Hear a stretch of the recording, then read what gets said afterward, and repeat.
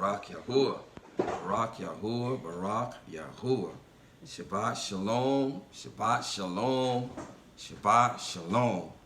To the whole house, the whole Ba'if of Yasha'al, all 12 tribes, wherever your feet are touching the soil, on this most Kadush Yom, this most Kadush day, which is a sign and a seal on a mark of the everlasting covenant between Yahuwah and his people. It is a day, it is a Yom, in which identifies us as his people. It is a day, it is a Yom, in which identifies him, Yahuwah, as the Elohim of creation. Shabbat Shalom to the elder brother, Yehuda. Shabbat Shalom to the younger brother, Ephraim. Shabbat Shalom to the former stranger, the former foreigner, who was formerly estranged from the everlasting covenant and promise and inheritance, but having received the Ruach of adoption, the Ruach HaKadosh, the Ruach of Yahushua HaMashiach, and whereby having been engrafted into the olive tree, who is Yahushua, who is Yasha'al, and whereby now becoming privy to the very same everlasting covenant and promise and inheritance in which was given to Yasha'al and to Yasha'al alone. Shabbat Shalom to you. Peace and blessings. Shalom and Barak'u to you and your entire house, wherever your feet are touching the soil on this most Kadush Yom. Shabbat Shalom. Shabbat Shalom. Shabbat Shalom. To those of you who are on YouTube, Barak Yahuwah, we are grateful that the Master continues to send you our way, that you haven't heard anything that have run you off yet. Barak Yahuwah, many have come and go, but Barak Yahuwah, he's still sending you our way, and we are humbled and grateful that he has found us worthy, Barak Yahuwah, to proclaim, thus says Yahuwah, and that he's given you a like-minded spirit, and he's given you a like-minded mind to fellowship with us and to join us on this Shabbat day. We thank you. We're grateful that you have once again chosen to join Yahuwah's remnant on this Shabbat Yom. Once again, Yahuwah's remnant is not some church. Yahuwah's remnant is not some 501c organization. Yahuwah's remnant is not some camp. Yahuwah's remnant is not some ministry. Yahuwah's remnant simply is Yahuwah's remnant. A gathering of Yahuwah's remnant people, his covenant people from across the four corners of this earth. Like-minded people, his covenant people, of whom he is calling out of darkness into his marvelous light, of whom he is sealing in this season, in this Mu'ad season, at this appointed time, who is sealing with the seal of the living Elohim, and bringing us together as one people, Akkad, one covenant people, one house of Yahudah, both native born and stranger from every nation, tribe, and tongue, preparing us and gathering us and sealing us for our time of departure here. And that time of departure draws nigh. Indeed, our time of redemption from this earth, in which he has promised to keep his covenant people from the hour of trial, those who guard his word and who keep and guard his word of endurance and do not deny his name. He has promised to keep those whom he has sealed, Barak Yahuwah, whom he has sealed with his very nature, with his breath, with the seal of the Ruach HaKadosh. He has promised to keep us from the hour of trial. So you're welcome. We welcome you. Those of you on YouTube from the four corners of the earth, wherever you are listening, under the sound of your voice, we welcome you and are grateful that once again you've chosen to spend this Shabbat Yom with Yahuwah's remnant. Although with you it'll be later on. We're grateful nonetheless that the Master has sent you our way. Once more, for those of you on YouTube, if you have a desire to join us, to join Yahuwah's remnant live for either our Shabbat gatherings or our fourth day gatherings, little one here, she's going to place an email address in the description of this video, of which you may use to email us and contact us if you have a desire to join us live. Nevertheless, welcome once more to Yahuwah's remnant Shabbat gathering. I am Dawood Ban Yahuwah, and this is my Aisha Ashayah. Shabbat Shalom. Oh, Barak Yahuwah. Shabbat Shalom. Shabbat Shalom. Peace and blessings. Shalom and Barakut to you and your entire house. Barak Yahuwah. Barak Yahuwah. Barak Yahuwah. I'm excited today I'm excited. I'm excited for the redemptive blood, the redemptive dam of Yahushua HaMashiach. I'm excited for it. I'm excited because his redemptive dam, as the Master spoke last week, was shed to redeem us from death. It was shed to redeem us from Hasatan, who is death. It was shed to redeem us from darkness. Darkness is also synonymous with death. It was shed to deliver us from Egypt. Egypt is also synonymous with slavery, with bondage, with death, with darkness, with lawlessness, with Hasatan. His blood was shed to redeem his covenant people and restore us back to everlasting covenant with him. And you know the good news, those of you on YouTube and those of you on Zoom, the good news is that no power in hell can overcome the dumb. Barak Yahuwah. No power in hell can overcome the shed dam of Yahushua HaMashiach. We must just believe.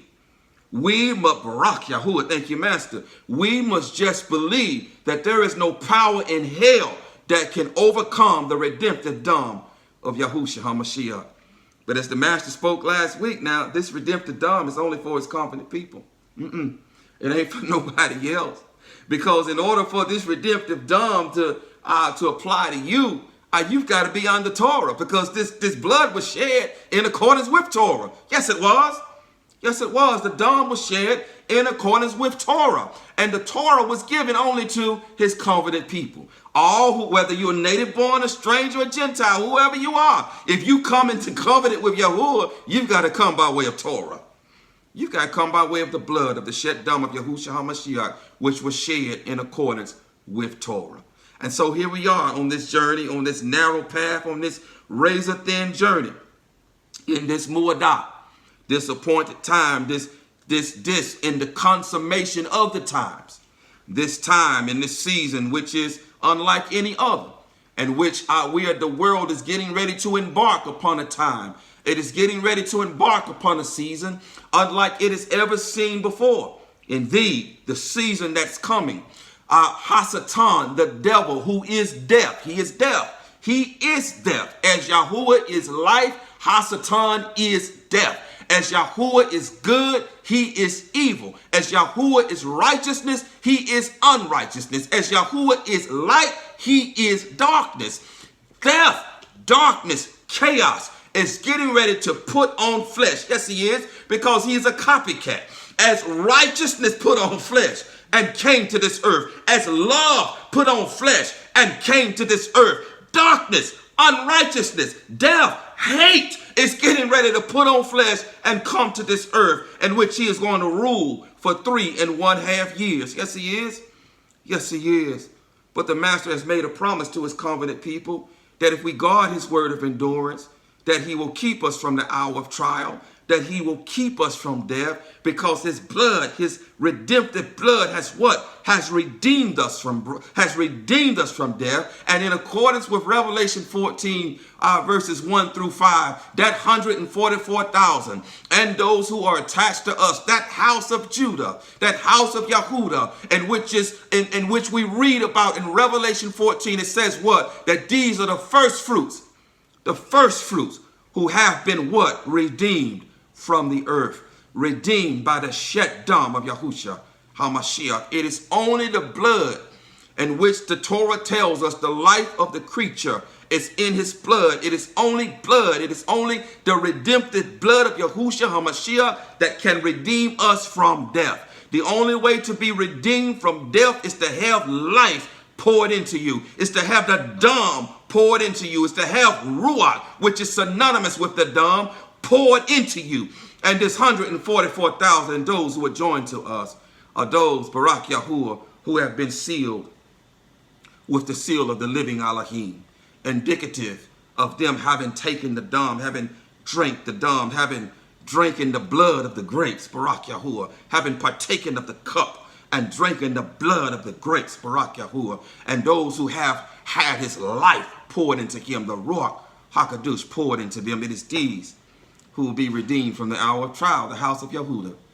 The house of Yahudah, none other than the house of Yahudah, who is being preserved to be delivered and saved from the hour of trial, which is soon to come upon this earth.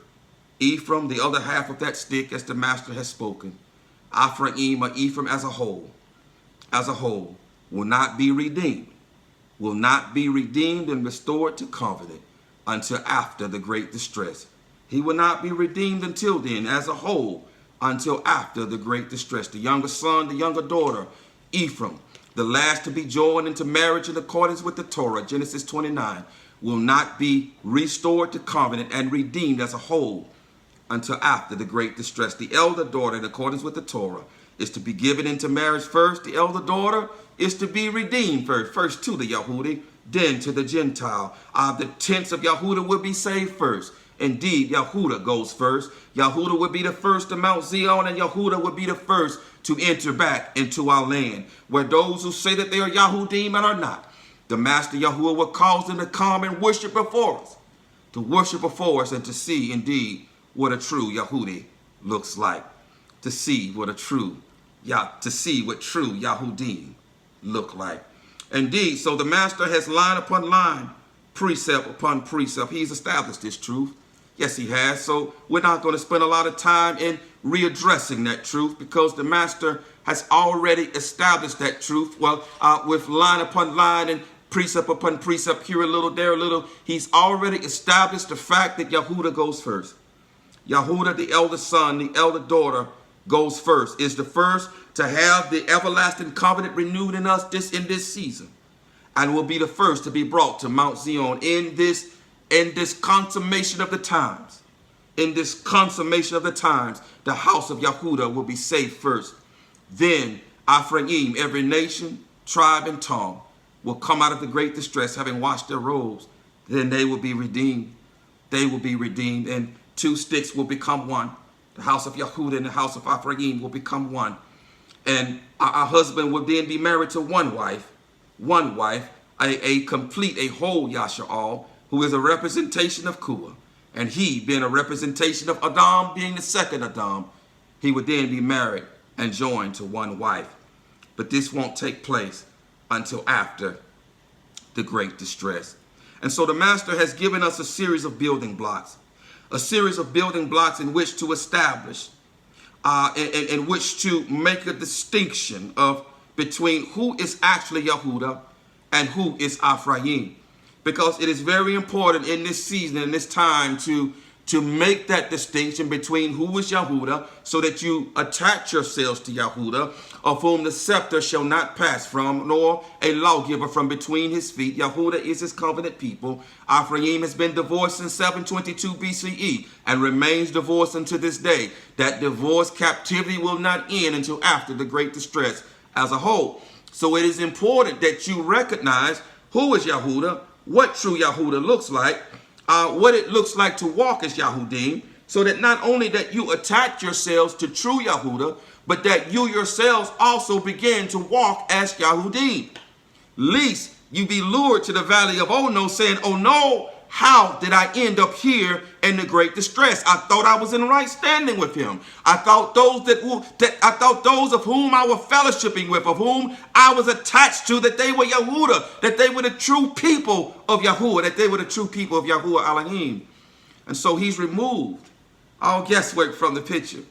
He's removed all guesswork such that there should be absolutely no guessing as to who is true Yahudah, who is his true covenant people, so that we can take a proverbial look in the mirror to ensure that we are in fact Yahudah, that we are in fact walking as Yahudym, and so that others can in fact look in that mirror and see if the reflection that they see is dim, and to assess if whether or not those of whom they are with are in fact true Yahudym, are in fact true Yahudah, because it is only the house of Yahudah who will be delivered from the hour of trial, which is soon to come upon this earth.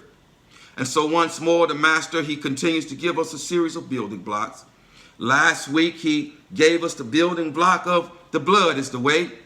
The blood is the way of the Yahudym.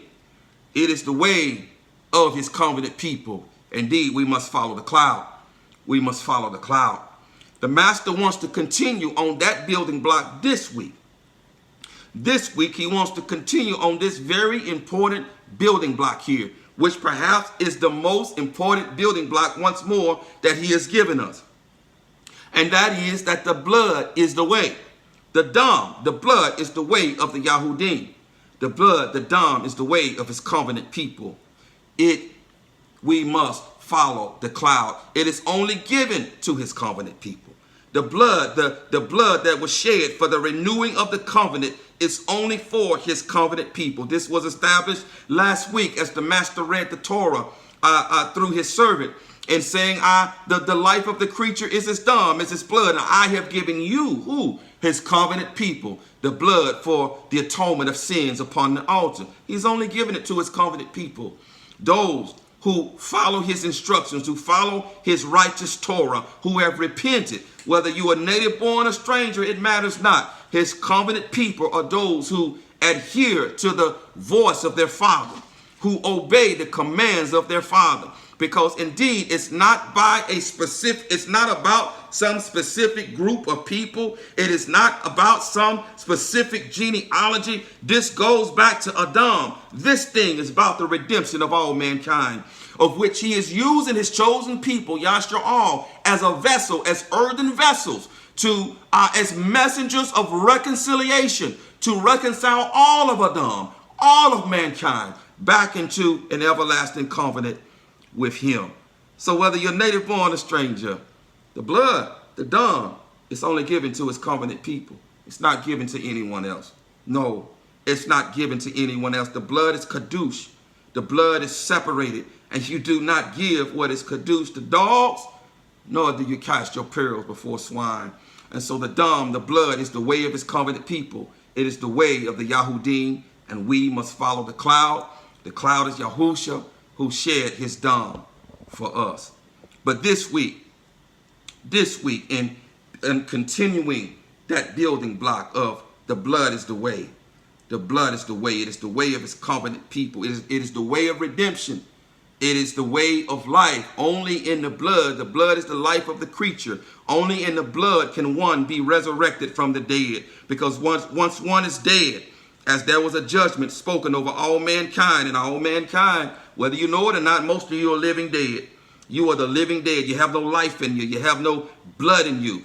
Death is akin to having all your blood, all your life poured out of you. And in this state, the only way for you to live is to have renewed blood, renewed dam poured into you, so that you become a renewed person, so that you have renewed life via having his ruach, which is synonymous with the blood being poured out in us. And only then can we have life. And only then are we indeed his covenant people, because the blood is only for his covenant people. The ruach is he who, when he enters us, as a man enters a woman, it is he who brings us into everlasting covenant, into an everlasting bond with our master.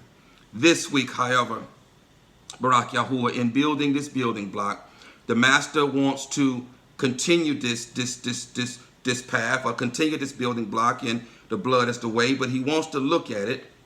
He wants to look at it from the perspective of this current Muadim that we're in.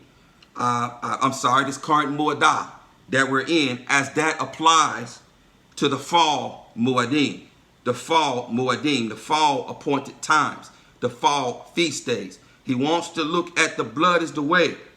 He wants to speak to his people from the perspective of the fall Muadim, the fall feast days, and even how the blood applies to these. The redemptive blood applies to these, and that indeed the blood is the way. Because if you don't understand already, Yehuda, indeed, even the feast days are for his covenant people. They're not for no one else. They're not for anyone else. You must be in covenant with him in order to partake of the feast days, because feast days involve what? Involve feasting, involve eating. And in accordance with the Torah, a husband only has to feed his wife. His wife. He doesn't have to feed anyone else. He has to feed his wife and has to clothe his wife and has to give his wife conjugal rights or marital rights. You don't have to do that for anyone else. And so the feast days are only for his covenant people. Only for his covenant people. Secondly, what the master wants us to understand is that his redemption plan, hear him, his redemption plan, as the blood redeems, his redemption plan is hidden within his feast days. Yes, it is. Yes, it is. His redemption plan for his covenant people is hidden within his feast days. It began at Pesach in Egypt, when the blood, the dam, it did what? It delivered, it redeemed our ancestors from what? From death. The blood redeemed them from death. It redeemed them from darkness. It redeemed them from slavery, from Egypt. It redeemed them from Hashatan. The blood, it started there, right there. Yes, it did. Exodus chapter 12. The dam, right there, redeemed them from death, redeemed them from darkness. And that path from Pesach all the way through Sukkot is all about being redeemed from death. Yes, it is. It's all about being redeemed from death, the blood, the dam, redeeming us from death. Yes, it is. This is all hidden within the feast days. His redemption plan, redeeming his people, Barak Yahuwah, from death, from Hashatan, via his shed dam. Via his shed dam. Starting at Pesach, it begins there all the way to Sukkot. It's about being redeemed from death. About being redeemed from death. So we're going to look at this. The master's going to look at this. And he's going to teach us. And he's going to speak on how, on what part these feast days serve in the master redeeming us from death. How does that look? How is he redeeming us from death in these feast days? What is hidden? There's nothing hidden. It's right there in plain sight if he's giving you eyes to see. But what part do these feast days serve in our redemption? Our redemption from death, our redemption from Hashatan. What part do these feast days serve in that? And so line by line, precept upon precept, here a little, there a little. We're going to try to get through all three, but if we don't get through all three today, Yahuwah willing, Barak Yahuwah will pick up again on the fourth night. But we're going to get as far as we can today in showing how hidden within the feast days is this redemption plan. It is the blood that redeems. It is the dam that redeems. The blood is the way of the Yahudym. It is the way of his covenant people. We must follow the cloud. We must follow the cloud. And so beginning here, line upon line, precept upon precept, here a little, there a little. We're going to start in a familiar passage, especially for those of you who are in the Zoom family. We're going to start in a familiar passage here now in Numbers, the 28th chapter. But Numbers, the 28th chapter. Now, many of us know, many of you, especially in Zoom, and perhaps some of you who are going to listen to this later via YouTube, as this has been explained, you know that these offerings that we're getting ready to read here in Bamidbar, the 28th chapter, that these offerings, these continual offerings at the appointed times, that we are commanded to bring, not only daily, but also on the Shabbat, also on first month, the first of the month, also on Pesach, and also on unleavened bread, and also on first fruits, and also on Shavuot, and also on the Feast of Trumpets, and the Day of Atonement, and Sukkot. There are offerings that are required at appointed times in accordance with the Torah. There are offerings that are required. Most of you on Zoom, you understand that these offerings, that they represent us. They represent us, but they most importantly, they represent the Mashiach who represented us, who took our place in death, a life for a life. He took our place. We understand here in Zoom, however, that the Torah is eternal and that these offerings are still required to be brought. But the way now in which this manifests is via the bulls of our lips. He does not desire nor require nor want the blood of bulls of goats anymore. The sheddam, the redemptive dam of Yahushua HaMashiach satisfied that requirement. And so now he seeks the continual praise of our lips daily. And each feast day, whatever offering is required, this translates into our praise. This translates into our praise. What are we praising? What are we celebrating? What are we praising? We are celebrating our redemption from death. Yes, we are. We are celebrating our redemption from death. And if you have been redeemed from death, if the sheddam has been poured out in you, if the Ruach HaKadosh has been poured out in you, then no one should have to tell you that we should be celebrating like we've lost our proverbial minds. But if you have not been redeemed from death, then I guess you don't have anything to celebrate. This is what the celebration is all about. This is what all the ruckus is about, little one. This is what all the noise is about. It is about our promise of having been redeemed from death. This is what we're celebrating. Each feast day, we are celebrating our redemption from death and being brought to light, to his marvelous light, being brought to life. This is what we're celebrating. So we're getting ready to look at these now. And the master is going to look at these with a little bit more detail, not much more detail, but just to give us a bit more of an understanding of what we're celebrating, why we're celebrating these. We're celebrating our redemption from death. The blood redeems, the blood redeems, the blood redeems us from death and brings us to life. Numbers chapter 28, Bamidbar chapter 28, and we're going to begin at verse 1 of Bamidbar chapter 28. I think we're going to read down to what, verse 15, little one? Yes, sir. Bamidbar chapter 28, and we're going to read from verse 1 down through verse 15. Beginning at verse 1. Come on, read, little one. And Yahuwah spoke to Moshe, saying, Command the children of Yasharal. Yes. And you shall say to them, Take heed to bring my offering. Take heed to bring my offering. He's commanded to his covenant people, his covenant people, his covenant people. Take care to bring me my food, my offerings. Read. My food for my offerings. My food for my offerings. Come on. Made by fire as a sweet fragrance to me.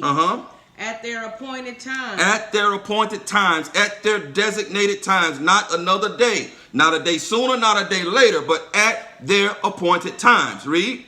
And you shall say to them, This is the offering made by fire, which you bring to Yahuwah. 2 male lambs a year old, perfect ones, daily a continual ascending offering. A daily continual ascending offering. Listen, many of you have already heard this, but an ascending offering, another name for an ascending offering is a burnt offering, a whole burnt offering.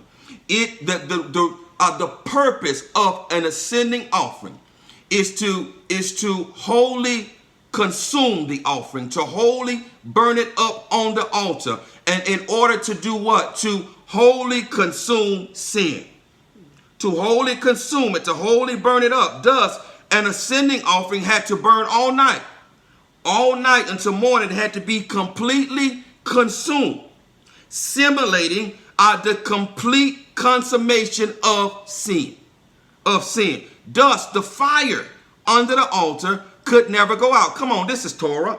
The fire could never go out. What does this fire simulate? The fire simulates the consuming fire of Yahuwah. It simulates the consuming fires of of the lake of fire. It simulates the consuming fire of the lake of fire, which is the consuming fire of Yahuwah, which is going to do what? Consume all sin. It is going to consume all sin. And so this continual offering here, this continual ascending offering of the Lamb, what is it reminiscent of? Who does it point towards? It points towards Yahusha, who is now a continual ascending offering for us. He is a continual ascending offering. He does not have to die again. His offering is continual for both past, present, and future crimes. It is a continual offering. These offerings point towards him as a continual offering. He was wholly consumed on our behalf for sin. Yes, he was. He was wholly consumed. And so this alludes to an ascending offering, alludes to an offering being wholly consumed, to wholly being burned up, a burnt offering being wholly burned up, alluding to sin being wholly consumed on our part. On our part. Now here, our ancestors were commanded to bring lambs twice a day on behalf of the people, ascending offerings to wholly consume sin on our part, on their part, to wholly consume sin. Now we have a better offering in Shamayim and Yahushua HaMashiach, whose dam is a continual ascending offering on our behalf. And it is holy. He has already been wholly consumed. And so it is now a continual ascending offering. He is now a continual ascending offering on our behalf. On our behalf. But I bring attention to this is Yahusha. This is Yahusha, who a life for a life, who paid the price by his redemptive blood on our behalf. And thus no offering is required now, but we are required to offer ourselves. We are required to take up our stake and suffer with him. We are required to I bring him the continual bull, the continual bulls of our lips. Why? Why?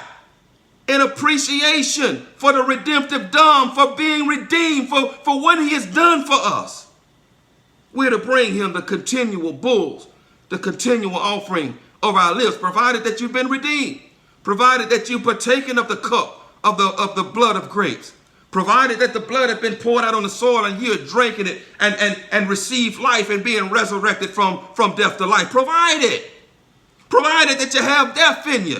Provided that you have life in you. Provided that you have life, because if you don't have life in you, you're still one dead.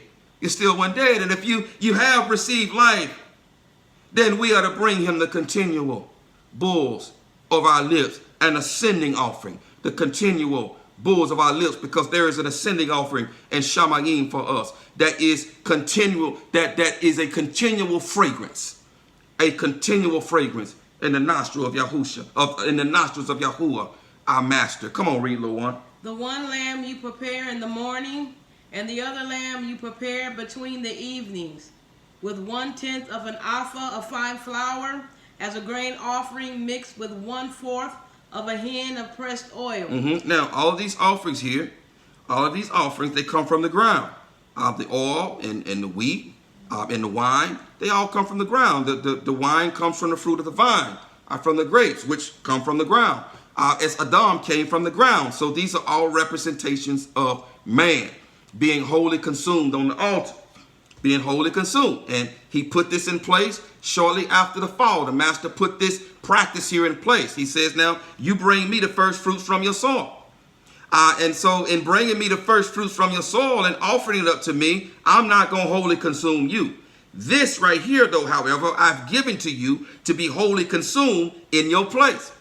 Then you bring me the first that splits the womb. Because now this is a representation of you in your fallen animalistic state. And so now you shed its blood, a life for a life. And you place this on the altar as an ascending offering unto me, being wholly consumed. Being wholly consumed, so that I don't wholly consume you. So that I don't wholly consume you. So the lambs is a representation of man in his fallen state. And the wheat and the oil and the wine is a representation of man, the first fruit from the soil. And which Yahusha came as a representation of all. Yahusha came as a representation of all. He is the blood of the grapes. He came as the second Adam, being taken from the ground. So he is the blood of the grapes. Thus, take, drink. This is my blood, the blood of the renewed covenant. He came as Adam, the second Adam. The wine, the vine coming up from the ground, the blood of the grapes. This is a representation of Adam, and by extension, a representation of Yahusha HaMashiach. Thus we take up the cup and drink of the blood of grapes, because it is him. It is him. It is a representation of him. It is a representation of us. He came to take our place. He came to take our place, but it means nothing. It's just a ceremony if you don't truly take on the life of the Ruach HaKadosh. Barak Yahuwah. Come on, read. A continual ascending offering, which was offered in Mount Sinai for a sweet fragrance. An offering made by fire to Yahuwah. And its drink offering, 1/4 of a hin for each lamb. Pour out the drink to Yahuwah as an offering in the Kadosh place. And the other lamb you prepare between the evenings as the morning grain offering and its drink offering. You prepare it as an offering made by fire, a sweet fragrance to Yahuwah. And on the Shabbat day, 2 lambs a year old, perfect ones, and 2/10 of an alpha of fine flour. From the ground, read. As a grain offering. From the ground, read. Mixed with oil. From the ground, read. With this drink offering. From the ground, read. All representations of Adam. And this is why the second Adam had to be just this. He had to be just this on our behalf. Come on, read. The ascending offering for every Shabbat. And so now we see here that there should be extra offerings on the Shabbat. There should be extra praise. There should be extra bulls of our lips on the Shabbat day. You already know this in the Zoom family. Some of you, however, via YouTube, you may not know this. That there should be extra praise on the Shabbat day. There should be extra bulls of your lips on the Shabbat day, provided that you've been redeemed from death. Do you understand? Provided that you've been redeemed from death. Because if you've been redeemed from death, you have no problem giving him the bulls of your lips. If you've truly received life and have been resurrected from death unto life. You see, the Shabbat day is one of his feast days. You on Zoom, you already know this, but there are 7 Muadim, 7 feast days separate from the Shabbat day, which is also a feast day, And so, as the other feast days, as we're going to read them, dictate that we are to bring them extra offerings on the feast days. We're to bring extra offerings as well on the Shabbat Yom, which is also a feast day. We'll bring to extra bulls of our lips on the Shabbat Yom, which is also a feast day. Come on, read. Besides the continual ascending offering with this drink offering, and on the beginnings of your new months, you bring near an ascending offering to Yahuwah, 2 young bulls and 1 ram, and 7 lambs a year old. The new months, Barak Yahuwah, the new months is the time when the redemption prices went forth. This is when the sons of men were redeemed, 1 month old. When the sons of men were redeemed, it's all about redemption. It's all about redemption. This is when the sons of men, 1 month old, were redeemed on the new month. So what are you celebrating on the new month, little one? Redemption. Redemption from death. It's all about celebrating redemption from death. Now, if you've been redeemed from death, you ought to have a shout in your voice. If you have been redeemed from death, all of these point towards redemption from death. They all point towards the Dam, the blood, the shed Dam of Yahusha. The Dam is the way. It is the way of the Yahudym. It is the way of his covenant people. It is the only way of redemption, because the blood of the life of the creature is in his blood and his Dam, and I've given it to you to be placed on the altar for the atonement of your crimes. It is the only thing that can resurrect us from the dead. It is the only thing that can bring us from death to life. Is the shed Dam of Yahusha, the redeeming blood of Yahushua HaMashiach. So it's all about the redemption plan. It's all about being redeemed from death. This is what we're celebrating. This is what we're celebrating in all the feast days. In all the feast days, this is what we're celebrating, inclusive of the Shabbat day of the continual offerings of the lamb in the morning and the evening and the extra offerings. We are celebrating our redemption from death. Because when we move into eternity, there's going to be an eternal Shabbat day that's never going to end, where we're going to be redeemed from death. It's all about celebrating, dear ones, our redemption from death. The Dam is the way. It is the way of the Yahudym.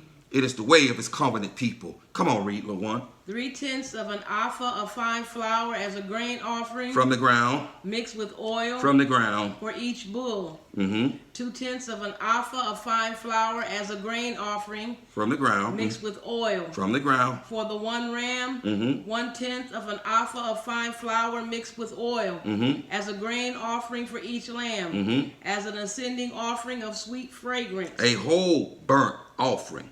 Come on. An offering made by fire to Yahuwah. And their drink offering is half a hin of wine for a bull and 1/3 of a hin for a ram. So we got wine and we got blood. We got wine and we got blood. The blood of grapes is the blood of the wine represents the blood, as we're talking here now, the blood of grapes.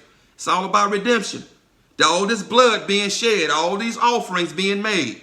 There's a bunch of offerings here being made. All this blood being shed. Why? For our redemption.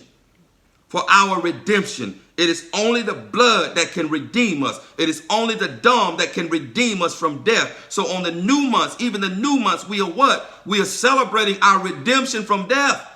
Come on, beloved ones. Come on. He's given us this understanding now. Now we have to fall in line. This is about being redeemed from death. And we ought to celebrate like we've lost our proverbial minds. This is all about his redemption plan of redeeming us from death, who is Hashatan. Come on, read. And 1/4 of a hin for a lamb. This is the ascending offering for each new month throughout the new months of the year. Being redeemed from death. This is the month in which the sons, again, 1 month old, were redeemed. This is about being redeemed from death, from Hashatan, from darkness, from bondage, from Egypt. Come on, read. And 1 male goat as a sin offering to Yahuwah is prepared. 1 male goat is prepared as a sin offering. All this blood still being shed. 1 male goat as a sin offering. One point of note is that all of these offerings, whether that of a bull or a goat or a sheep, all represent first man. They represent us, a life for a life. But ultimately, it is a shadow of our master, of the Hamashiach, coming to shed his dam in the same way on this first month for our redemption. For our redemption. For it is only in the blood can we be redeemed. It is only the blood in which contains life. Only the blood in which contains life poured into a dead, lifeless, bloodless creature. It is only this can raise us from death to life. This is all about being redeemed from death to life. Come on, read. Besides the continual ascending offering and its drink offering. Mm-hmm. That's it. Come on, chapter 29. Chapter 29. Chapter 29, Numbers by chapter 29. Let's begin at verse 1. I think we're going to read this whole chapter because we're talking about the fall muadim, the fall appointed times, and how the dam, the blood, applies to them. And you should already know now that the dam and the blood applies to them because in the muadim, all of them, 1 through 7, is all about his redemption plan. Of redeeming his creation, of redeeming his son from death via his shed dam, which is the only thing that can redeem, that can snatch us from death's hands. Because the life of the creature is in its dam, and the only way to raise something from the dead is to pour life into it. It is the blood of grace. It is the shed dam. It is the Ruach HaKodesh who represents the blood, who was poured into us, who raises us from death to life. Come on, read. And in the 7th new month. Now we're approaching now Yom Teruah. Yom Teruah, which is the Feast of Trumpets. And this is coming up on the 17th of September this month. On the 17th of September, we're getting ready to celebrate Yom Teruah.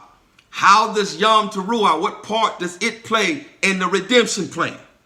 In the redemption plan, in redeeming from death to life. What part does it play? We're already getting ready to read some sacrifices here now. We're getting ready to read some shedding of blood. For without the shedding of blood, there is no remission of sin. And it is only the blood, the shed dam, that can raise something dead back to life. Because death, as the master spoke last week, is akin to having all your blood, all your life poured out of you onto the ground, which is simulated in animals. And which was carried out in the offering of Yahushua HaMashiach, having all his blood been poured out, having all his life been poured out upon the ground. And so the only way to raise us from the dead is to have life poured into us, is to have blood, the dam, the Ruach HaKodesh poured into us. And so this is all about being redeemed from the dead. This is why we celebrate. This is why we celebrate. This is about being redeemed from Egypt. All of these feasts, with the exception of Pesach, with the exception of Pesach, all of them took place outside of Egypt. And so Yom Teruah was a celebration of our ancestors, celebrating what? Celebrating their redemption from death. Celebrating their redemption from Egypt, which is death, which is bondage, which is slavery. Celebrating their deliverance from Hashatan, who is death. This is why there's a great ruckus going on with Yom Teruah. Teruah means a blowing. Yom means day. It is a day of blowing. It is a day of blowing. But the root of Teruah is the Hebrew ru'ah. Ru'ah, and it means to what? It means to shout. It means a shout of gladness. It means to shout. What are you shouting for? What you shouting for, Sihon? You're shouting because you've been redeemed from death to life. This is what we're celebrating. You're shouting, you're dancing, you're praising because the shed dam of Yahushua HaMashiach has redeemed us from death to life. Don't be children. This is what we're celebrating.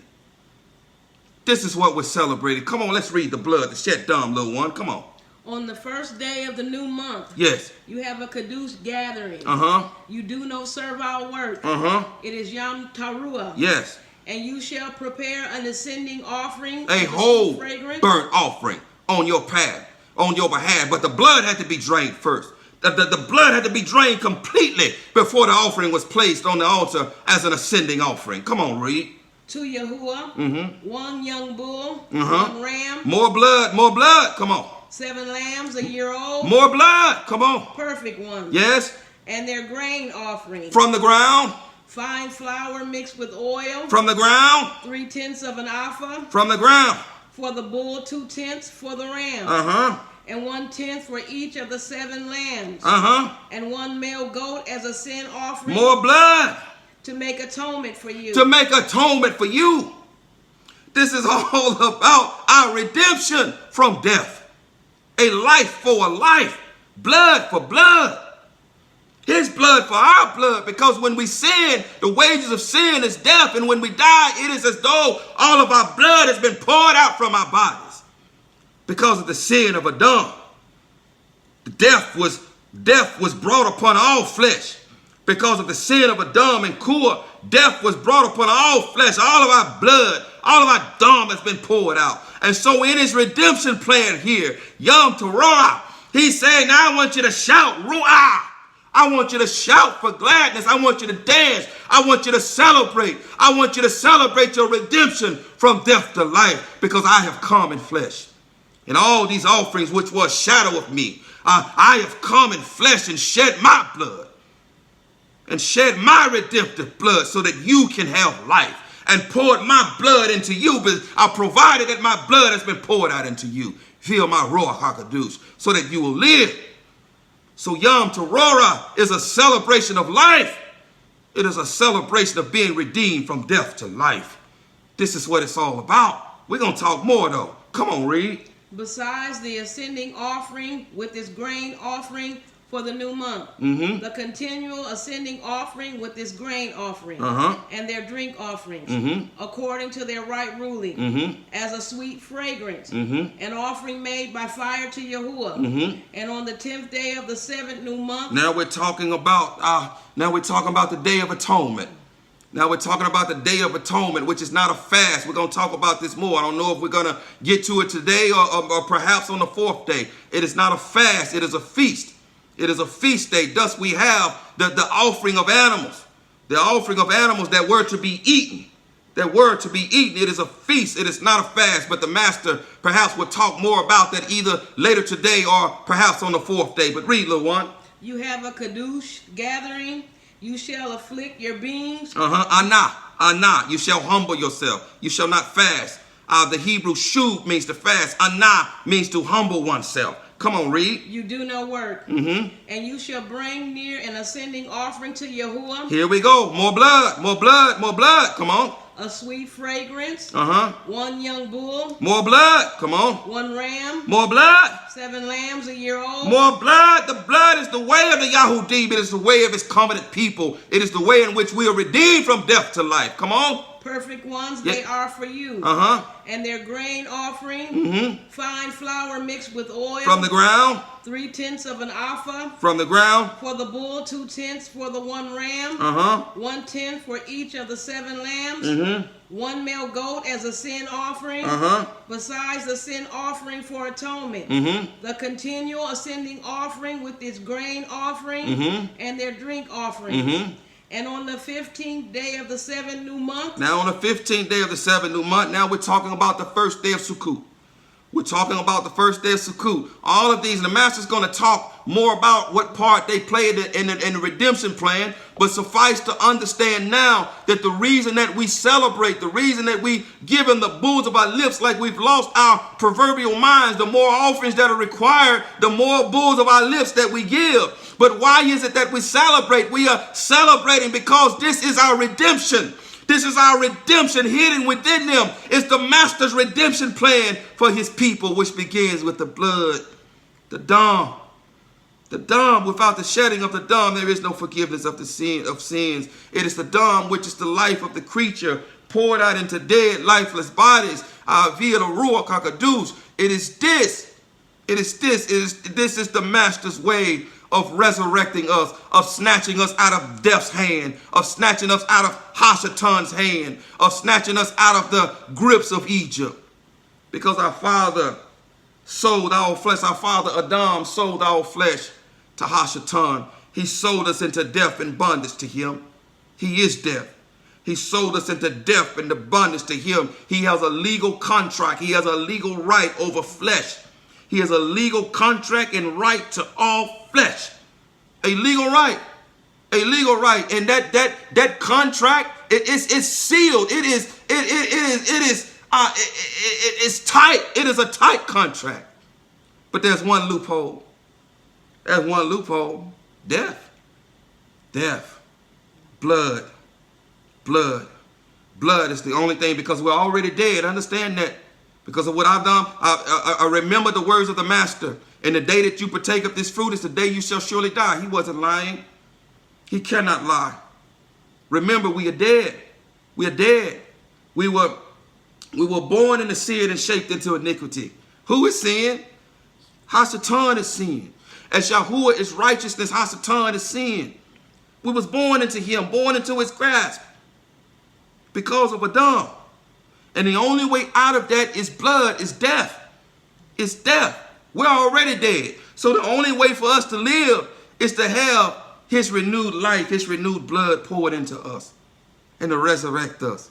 And so now we celebrate these feasts because this understanding has been given to us. We celebrate them because we have been redeemed from death. We have been snatched from death's hands, from Hashatan's hand. We have been snatched from his hand, and there is nothing now in all creation that can separate us from the love of Yahuwah, which has been revealed to us in Yahushua HaMashiach. Nothing. It's all about being redeemed from death. It's all about the dumb. Come on, read little one. You have a Kadush gathering. You do no servile work. And you shall celebrate a festival to Yahuwah 7 days. 7 days you shall celebrate. We're not going to talk about that now, but we're going to talk more about that later. But 7 days you celebrate. What are you celebrating? Once more, you're celebrating being redeemed from death, Yahudah. We're celebrating being redeemed from death and brought to life by the shed dam of Yahushua HaMashiach. The blood is the way. It is the way of the Yahudym. It is the way of his covenant people. We must follow the cloud. The blood is the way. We are celebrating even Sukkot of being delivered from death. And this feast goes 7 days. So none of us should leave there with voices, because we are celebrating now being redeemed from death. We're celebrating. We're holding tight onto his promise. And we're celebrating ahead of time of being delivered from death. Come on, read. And you shall bring near an ascending offering, an offering made by fire, a sweet fragrance to Yahuwah, 13 young bulls, 2 rams, 14 lambs, a year old, perfect ones they are, and their grain offering, fine flour mixed with oil, 3/10 of an alpha for each of the 13 bulls, 2/10 for each of the 2 rams, and 1/10 for each of the 14 lambs, and 1 male goat as a sin offering, besides the continual ascending offerings. All this blood, come on. Its grain offering and its drink offering. Then on the 2nd day, 12 young bulls. Oh, that's a lot of blood. Come on. 2 rams, 14 lambs, a year old, perfect ones, and their grain offering and their drink offerings for the bulls.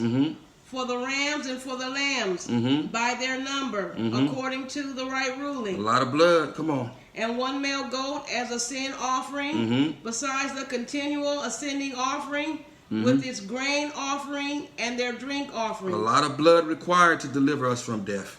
Come on.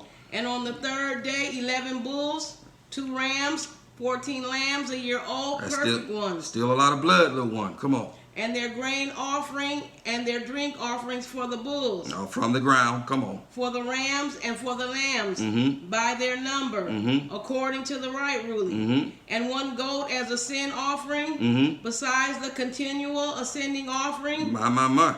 Its grain offering and its drink offering. Still more blood. Come on. Then on the 4th day, 10 bulls, 2 rams, 14 lambs, a year old, perfect ones. My little one. All this blood in one feast. All this blood in one feast. The last one. All that redemptive blood shed for one feast. Oh, we ought to be shouting, little one. We ought to be shouting, little one, because of our redemption from death. All that blood, and because of our appreciation of the shed dam, the redemptive dam of Yahushua HaMashiach. Come on, read. and their grain offering, and their drink offerings for the bulls, for the rams, and for the lambs, by their number, according to the right ruling, and one male goat as a sin offering, besides the continual ascending offerings, its grain offering, and its drink offering. Then on the 5th day, 9 bulls, 2 rams, 14 lambs, a year old, perfect ones. Oh, that's a lot of blood. Come on. And their grain offering and their drink offerings. From the ground, read. For the bulls, for the rams, and for the lambs, by their number, according to the right ruling. This is your blood. This is our blood, shed on our behalf. It's as though this is our blood, a life for a life. A life for a life. This is about the redemptive blood of Yahushua HaMashiach, redeeming us from death. Come on, read. And 1 goat as a sin offering, besides the continual ascending offerings, its grain offering, and its drink offering. Then on the 6th day, 8 bulls, 2 rams, 14 lambs, a year old. Oh, that's a lot of blood. Come perfect on. ones. And their grain offering, and their drink offerings for the bulls, for the rams, and for the lambs by their number, according to the right ruling.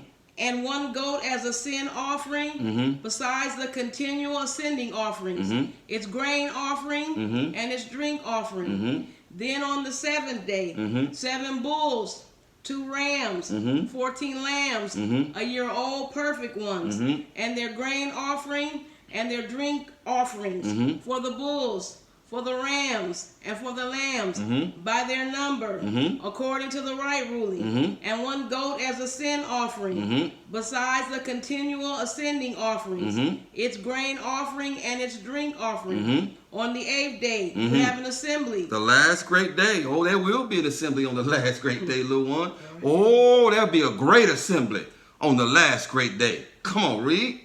You do no servile work. We ain't gonna do no work throughout eternity on the last great day. Come on, little one.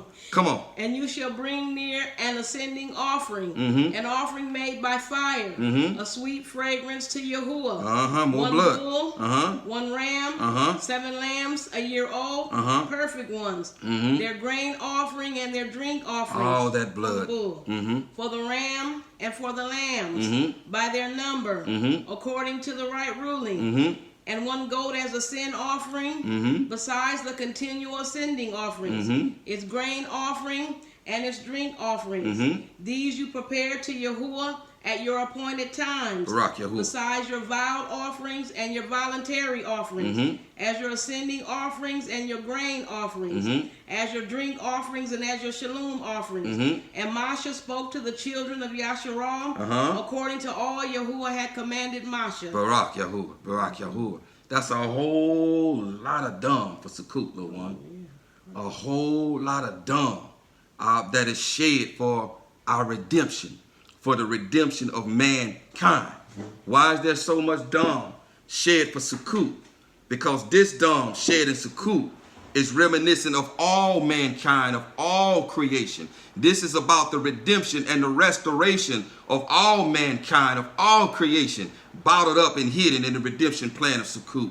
And so there's a lot of blood here, a lot of blood shed. But the bottom line is that blood is shed for our redemption. This is about our redemption from death to life. And so when we celebrate Sukkot, when we come together to celebrate Sukkot, this is what we're celebrating. We're celebrating our redemption. We're celebrating our redemption from death to life by the shed dam, via the shed dam of Yahushua HaMashiach. The dam, the blood, is the way. It is the way of the Yahudym. It is the way of his covenant people. So now that we know, the master's peeling this back layer by layer. So now that we know why we're celebrating, and now that we know why the purpose of the offerings, it's always about the dam, and it's always about redemption, our redemption. And this dam that was shed in our place, this dam is the shed dam of Yahushua HaMashiach, in which the animals were merely a shadow of. So now we have the understanding that Yahushua, he is the offerings who took our place, and we are to be offered with him, and we are to bring him the bulls of our lips. This is our reasonable service. This is our reasonable service, to live separately unto him, to live kadush unto him, and to give him the bulls of our lips. This is our reasonable service, because he took our place as these offerings, because we were supposed to be offered here, because the death sentence is pronounced over us. It is pronounced over man. But having the understanding that these offerings are Yahusha, we must now have the understanding that all of the feast days, all of them are Yahusha. Yes, they are. All of them are him. All of them are Yahuwah. All of the feast days are Yahuwah. They are him. Right? The feast days are him wrapped up in all the feast days. They are him. He is the feast days. And when we partake of the offerings, when we partake of the feast, we are partaking of him.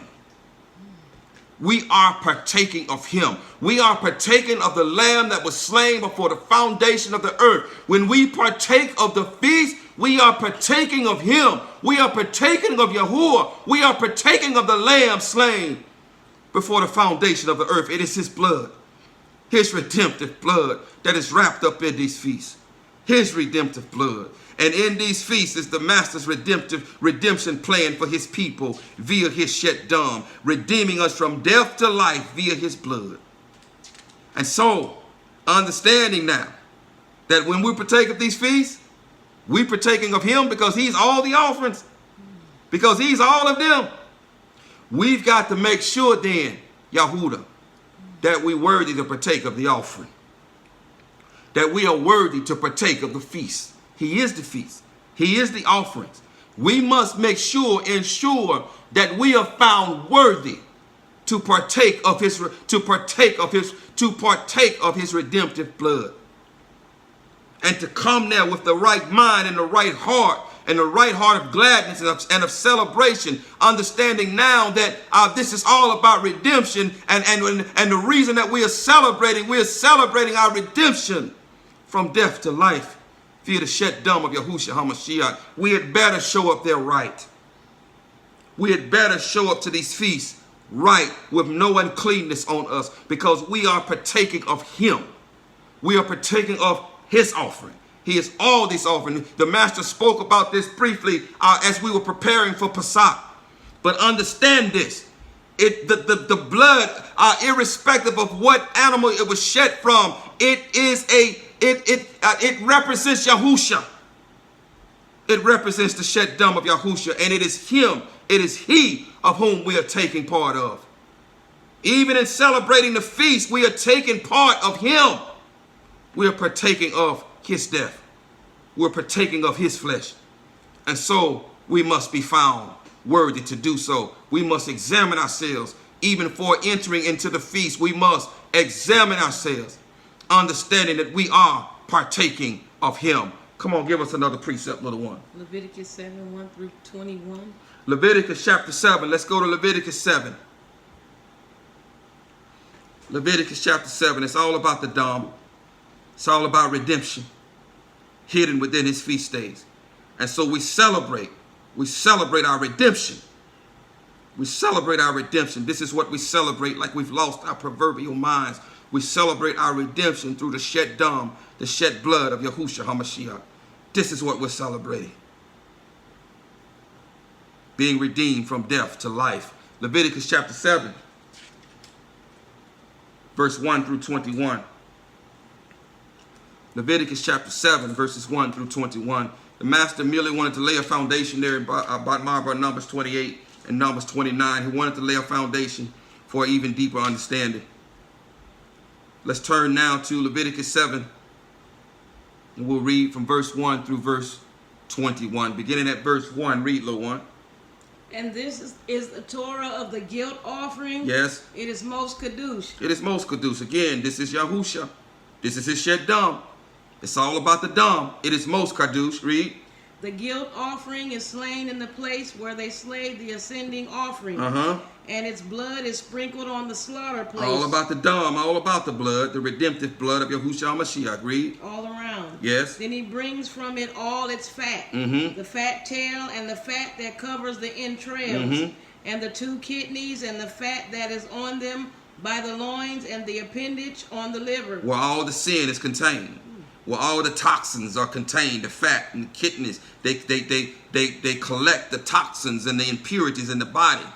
This is reminiscent of sin being gathered. This is why the fat is not to be eaten. It is to be wholly consumed on the altar. It is to be burned. Come on, read. Which he removes with the kidneys. And the priest shall burn them on the slaughter place as an offering made by fire to Yahuwah. It is a guilt offering. Every male among the priests eats of it. It is eaten in the Kadush place. It is most Kadush. It is most Kadush. This is Yahusha. Of course it is most Kadush. This is our master. This is Yahusha. Of course it is most Kadush. This is his Shet-dam that redeems us from death. Come on, and guilt. Come on, read. The guilt offering is like the sin offering. There is one Torah for them both. The priest who makes atonement with it, it is his. And the priest who brings anyone's ascending offering, the skin of the ascending offering, which he has brought, is the priest. It is his. And every grain offering that is baked in the oven, and all that is prepared in the stewing pot or on a griddle, is the priest who brings it. From the ground, it still represents us, and it still represents Yahusha as the second Adam. Come on. It is his. And every grain offering mixed with oil or dry is for all the sons of Aharon, for all alike. And this is the Torah of the slaughtering of shalom offerings. Come on. Which is brought to Yahuwah. Our shalom is upon him. The chastisement of our shalom was upon him. He is our shalom offering. He is Yahusha. He is all the offerings. He is all the feast days. He is all of them. When we partake of the feast, we partake of him. We partake of his blood, his shed dam, his redemptive dam. And this is what we celebrate. When they were eating the animals, they were partaking of him, not knowing that they were partaking of him. But they were partaking of him. He's still in the midst because he has been slain. He's still in the midst. And to partake of the feast is to partake of him. It is to partake of his redemptive blood. It is to partake of his redemptive blood. And in these feasts is his redemption plan for his people. Pouring out his life so that we can live. Pouring out his blood into our dead, lifeless bodies so that we can live. And so we celebrate this. Come on, read. If he brings it for Thanksgiving, and he shall bring with the slaughtering of Thanksgiving unleavened cakes mixed with oil, and unleavened thin cakes anointed with oil. From the soil. Come on. Or cakes of finely blended flour mixed with oil. From the soil. Besides the cakes he brings as an offering, leavened bread together with the slaughtering of Thanksgiving of his shalom offerings. And from it he shall bring one cake from each offering, as a contribution to Yahuwah, to the priest who sprinkles the blood of the shalom offerings. More blood. Come on. It is his. As for the flesh of the slaughtering of his shalom offerings for Thanksgiving, it is eaten the same day it is offered. He does not leave any of it until morning.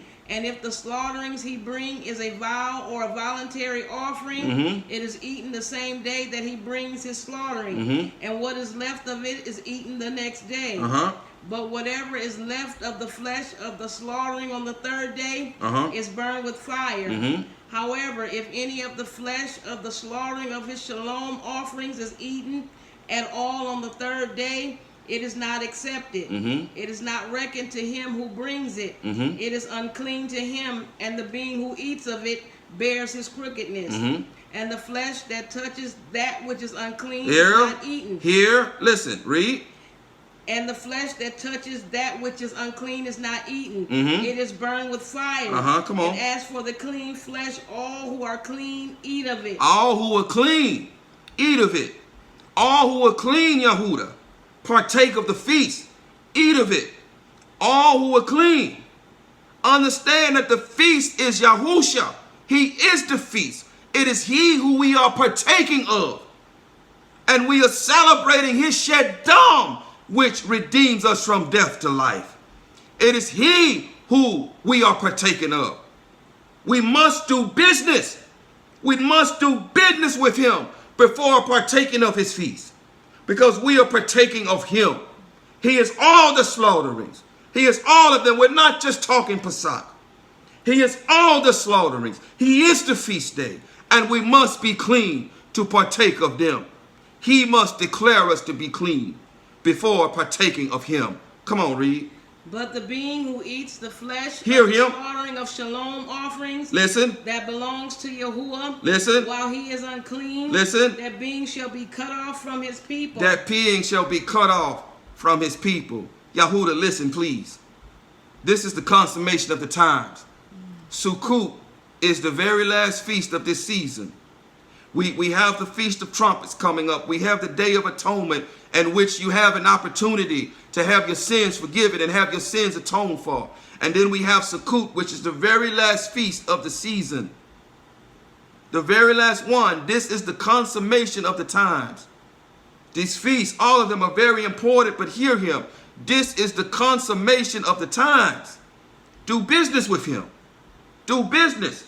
Lest you be left in the valley of oh no. Saying, oh no, how did I end up here? Because if you're cut off from his people, if you are cut off from Yahudah, you will be left in the valley of oh no with Ephraim. You will be left with him. If you're cut off, you will be left with him, and you will not make it to Mount Zion. Do business with him. Do business while there is still time. And do not try to hide and take part of his feast with that uncleanness upon you.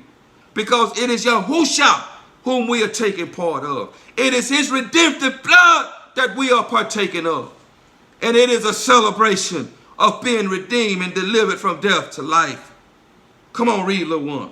And when a being who touches that which is unclean, of the uncleanness of man, or of the uncleanness of beast, or of any unclean abomination, and shall eat the flesh of the slaughterings of shalom offerings that belongs to Yahuwah, that being shall be cut off from his people. That being shall be cut off. What's at stake here is Mount Zion and the valley of Ono. Mount Zion and the valley of Ono. Last Sukkot, there was a being that was cut off from amongst us. There was someone that was cut off. He was struck down right in the midst of us. He was struck down. The master struck him with a stroke, and he was struck down right in the midst of us. I believe that that was a shadow, that was a warning. That was simply a warning. Now we've had a whole year from that Sukkot coming up to the current one, to examine ourselves. That was merely a shadow. Don't try him. Don't try the master. Don't mock him. Do not mock him. It is Yahusha of whom we are partaking of when we partake of the feast. It is his Yahudym. It is his redemptive blood. It is his redemptive blood that we are partaking of, and in which we celebrate from being redeemed from death to life, from snatched from the adversary's hand and brought into the kingdom of light and brought into its marvelous light. Come on, read, little one. 1 Corinthians 11:23-34.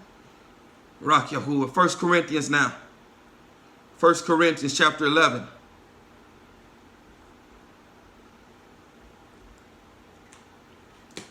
First Corinthians chapter 11.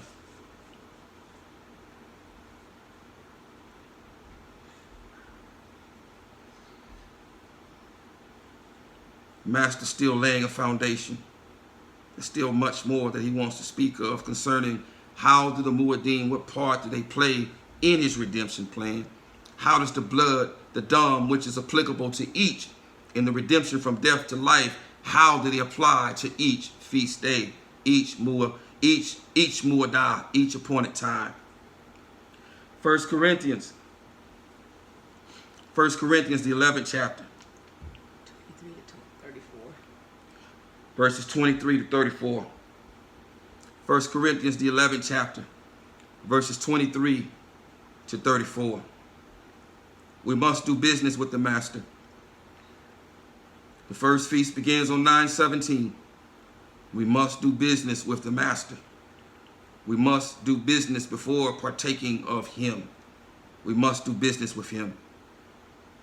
To partake of the feast is to partake of him. It is to partake of his offering, because his offering was given to redeem us. And all of the feasts and hidden within all the feasts is his redemption plan for mankind via the Yahudym of Yahusha, which redeems us from death to life.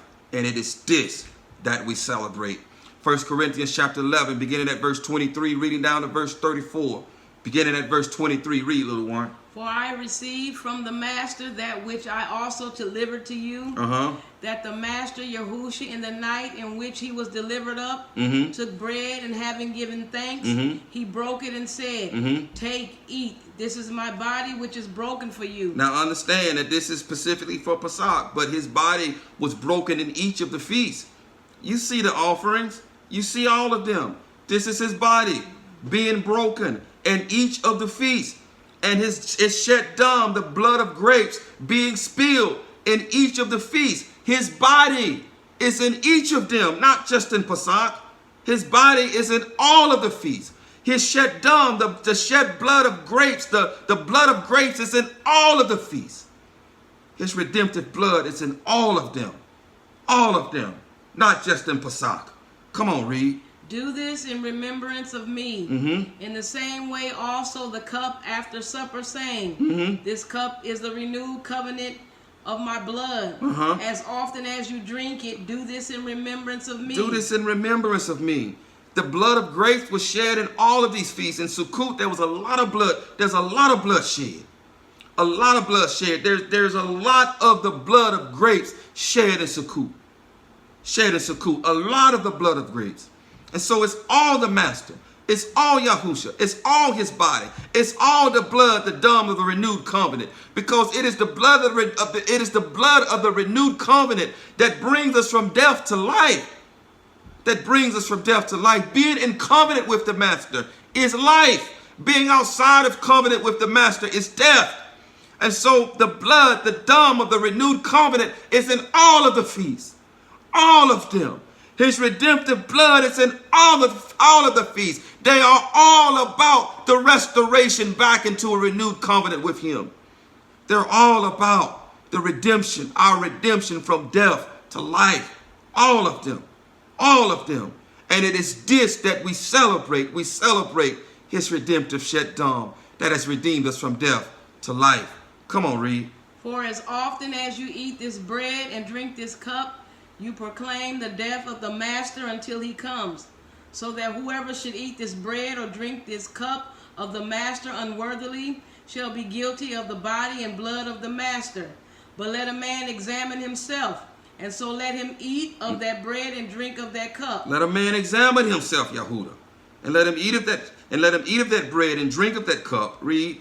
For the one who is eating and drinking unworthily eats and drinks judgment to himself. Eats and drinks judgment unto himself. Read. Not discerning the body of the master. Not discerning the body of the master, that this is his body that we are partaking of. He is the offerings, all of them. And it is Yahusha whom we are partaking of in all of the feasts. It is his Yahudym via the grapes, via the blood of grapes that we are partaking of in all of the feasts. All of them. The blood of the creature, the life of the creature is in his blood. And thus it is the blood that redeems us from death to life. All of the feasts are shadows of our redemption from death to life. Come on, read. Because of this, many are weak and sick among you. Because of this, many are sick and weak among you. We just read this in Leviticus 7, that if you partake of the offerings with uncleanness upon you, you will be cut off from the midst of his people. And if you're cut off from the midst of his people, what does that mean in this season? That means death. That means death. Because death is getting ready to put on flesh and come to this earth. Yes, he is. He's getting ready to manifest and come to this earth. And so if you're cut off from the midst of his people, Yahudah, that means death. That means death. He is reserved, true Yahudah, for life. He is reserved and preserved, true Yahudah, for life upon Mount Zion and then back into our land. And so this is not something that should be taken lightly, because if you're cut off from amongst his people for partaking of his things with uncleanness upon you, that means death. Death is coming to this earth. Death is coming to this earth in an unprecedented manner, unlike it has ever seen before and unlike it will ever be seen again. Death is coming to this earth. That means death in this season if you're cut off from his people, because you're trying to hide and partake of him with uncleanness upon you. Come on, read. And many sleep. And many sleep. The dead. To be sleep means to be dead. because they did not examine themselves. And they partook of his body and partook of his dung with uncleanness upon them, in accordance with the Torah, Leviticus chapter 7. Come on, read, little one. For if we were to examine ourselves, if you were to examine yourselves, however, we would not be judged. We will not be judged. But when we are judged, we are disciplined by the Master. We are disciplined by the Master. That we should not be condemned with the world. That we should not be condemned with the world. The condemnation of the world is death. It is death.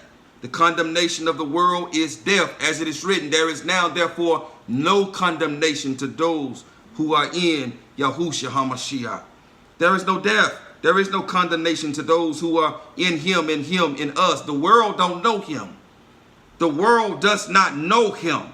The world is still under a sentence of death. They are condemned. But if we examine ourselves, then it says here, we will not be condemned with the world. We will not be condemned to death with the world. With the world. So he's given us this opportunity. The Feast of Trumpets is on 9/17. Yom Teruah, the Shabbat there begins on the 25th of that sixth day, that Friday. And Yom Kippurim, the Day of Atonement itself, is on the 10th day, which is on the Shabbat day and always on the Shabbat. We're not going to talk much more about that until we get there. And then Sukkot beginning on 10/1 and ended 10/8. And so take this time. He says, if you would examine yourselves, you will not be condemned with the world. You will not be cut off from his people and left in the valley of, oh no, when death comes, hear him. There's very little flesh that's going to remain after the great distress. Very little flesh is going to remain. And if those days are not shortened, no flesh will remain. Examine yourselves. Examine yourselves and understand that every feast day is the partaking of him. It's the partaking of his flesh. It is the drinking. It is the taking part of the blood of grapes. It is the partaking of his dam, his shed dam. And his ruach is involved in every feast. Because if we're partaking of him, we are partaking of ruach, because he is ruach. So ruach is involved in every feast, because it is ruach who gives us life. It is ruach who will redeem us. It is ruach who resurrects us from the dead. It is ruach. It is the ruach who enables us, who will enable us to live forever when the Master Yahushua is fully indwelling us. When he is fully indwelling us. And it is him in us fully, who will give us the power to live forever eternally with him. Come on, read, little one. So then, my brothers, when you come together to eat, wait for one another. And if anyone is hungry, let him eat at home, lest you come together for judgment. And the rest I shall set in order when I come. Barak Yahuwah. So this is not about eating and drinking. The kingdom of heaven is not about eating and drinking. This is not about eating and drinking. Will we eat? Will we drink? Yes. Will we enjoy one another? Yes. But understand, this feast is about the partaking of him, of his body. He is the offerings, and it's about his shed dam, his redemptive dam, as all the feasts are about the redemption of his people, the redemption of mankind. And so in all the feasts we celebrate. We celebrate our redemption. We celebrate the redemptive dam of Yahushua, who has redeemed us from death to life.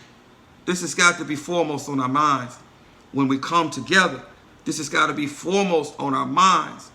We've got to come with hearts of praise and hearts of gladness, and with the thought foremost in our minds that we're coming to celebrate the redemptive dam of Yahushua HaMashiach, what he did, and redeeming us from death to life. Come on, read, little one. We have Psalms 118, 24 to 29. Psalms 18. Psalms 18. Psalms 18. How we look for time, little one? 124. Psalms 18. Psalms 18. I don't think we're going to get further than Yom Teruah today. I don't think we're going to get any further than Yom Teruah today, but Yahuwah willing, this coming fourth day, he will allow us to finish. But he's laid a foundation today of how he wants us to proceed.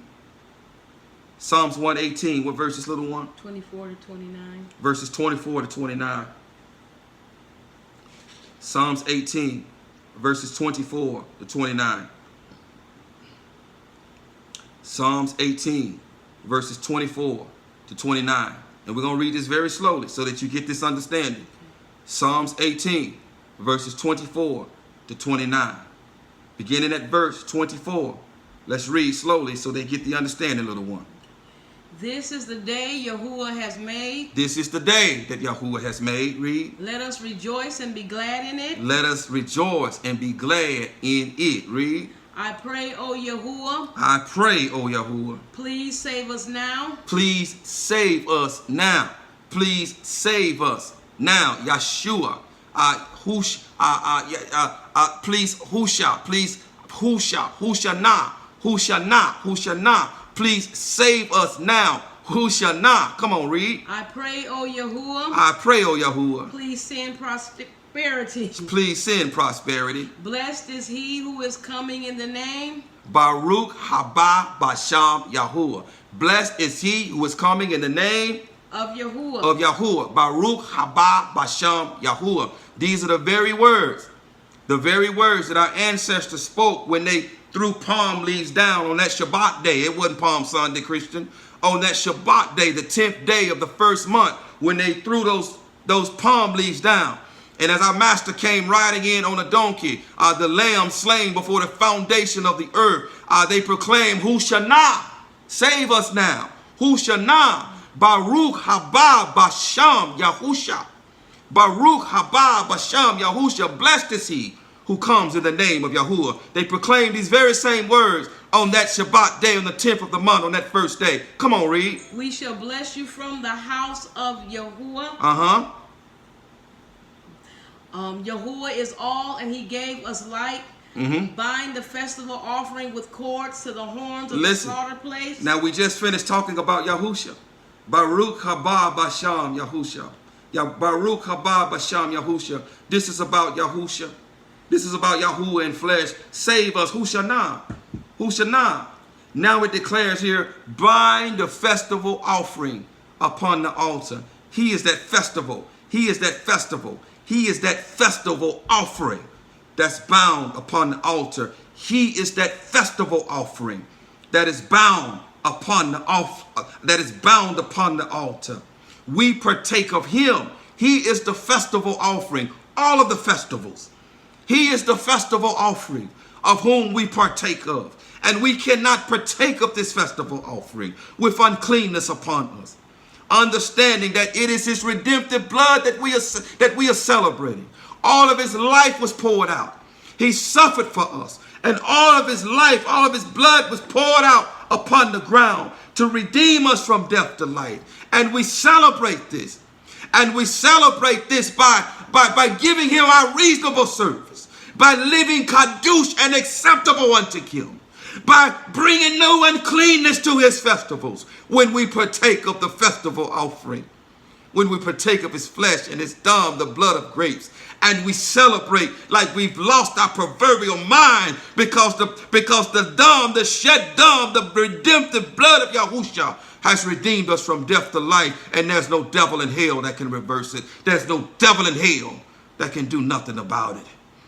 Come on, read, little one. You are my all, and I praise you. You are my Elohim, I exalt you. Give thanks to Yahuwah, for he is good, for his loving commitment is everlasting. Barak Yahuwah.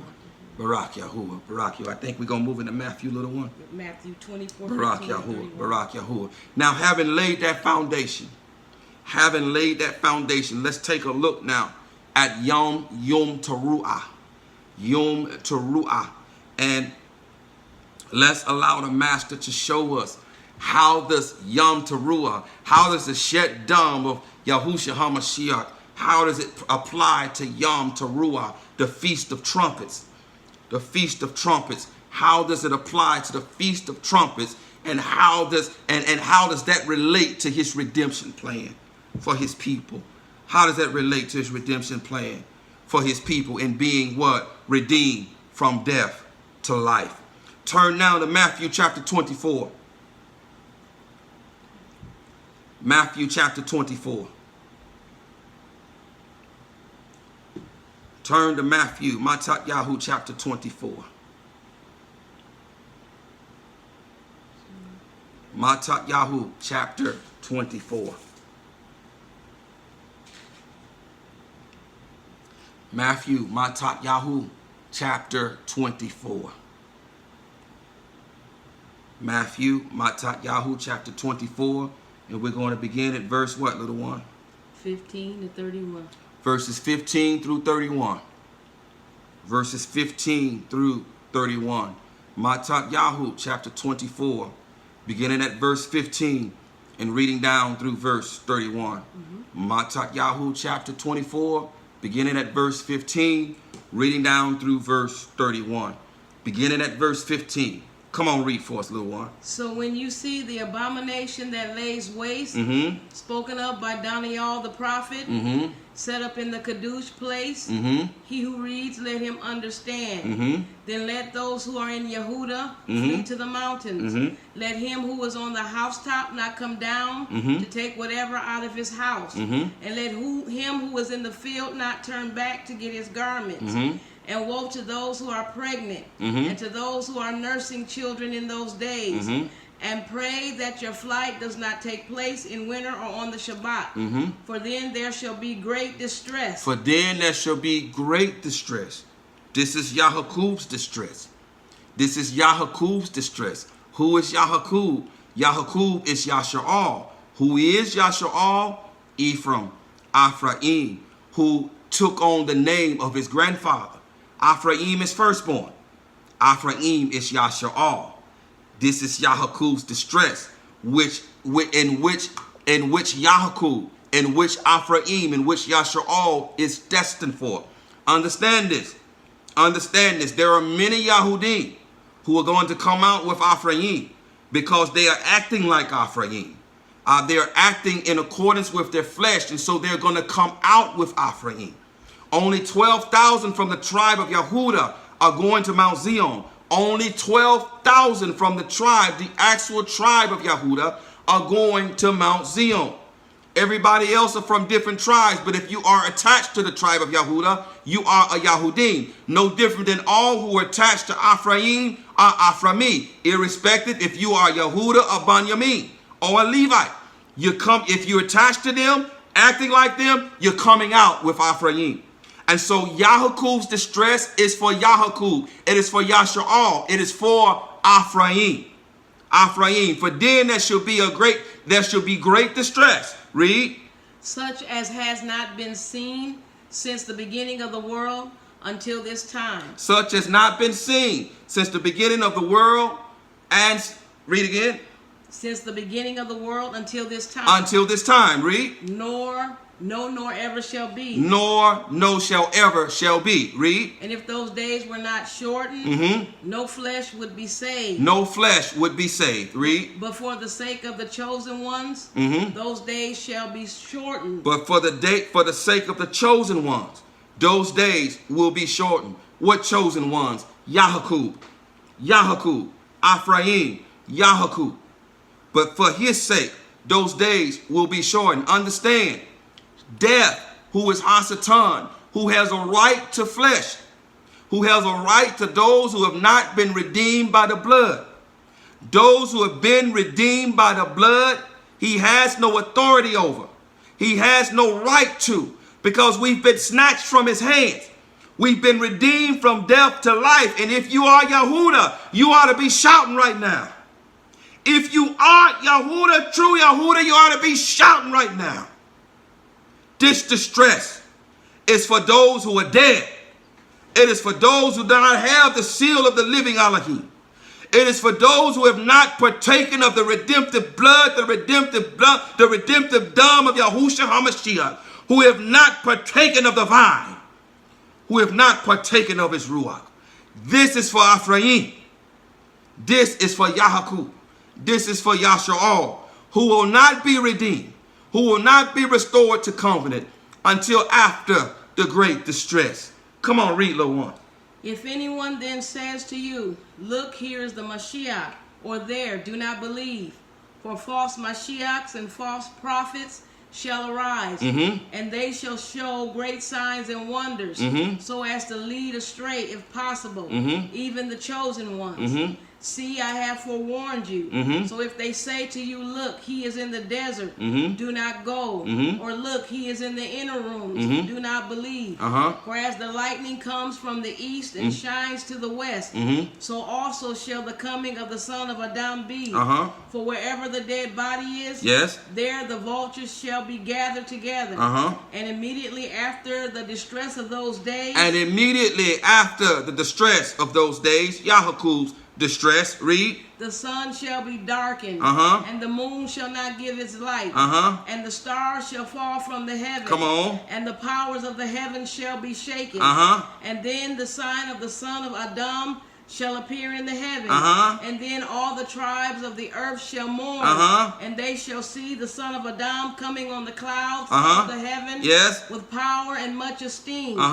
And he shall send his messengers with a great sound. And he shall send his messengers with a great sound. Read. Of a trumpet. Of a trumpet, or the feast of trumpets.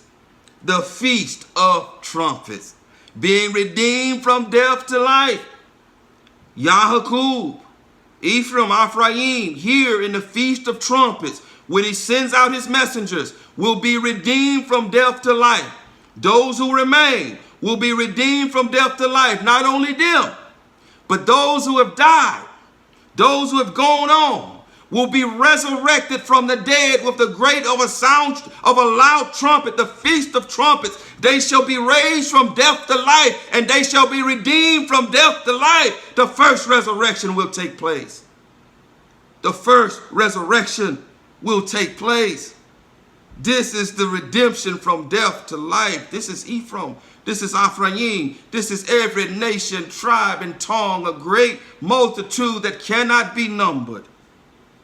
Both those coming out of the great distress who have been redeemed from death to life, who is death Hashatan, they're going to be snatched from his hands. And those who are going to be redeemed from the grave in the first resurrection, being redeemed from his hand because he still is death, to be redeemed from his hand and brought into life and brought into the millennial reign of the Mashiach in the first resurrection, the Feast of Trumpet, being redeemed from death to life by the shed dam of Yahushua HaMashiach. Come on, read. And they shall gather together his chosen ones from the four winds, from one end of the heavens to the other. Barak Yahuwah. Barak Yahuwah. They don't yet believe that this is Ephraim.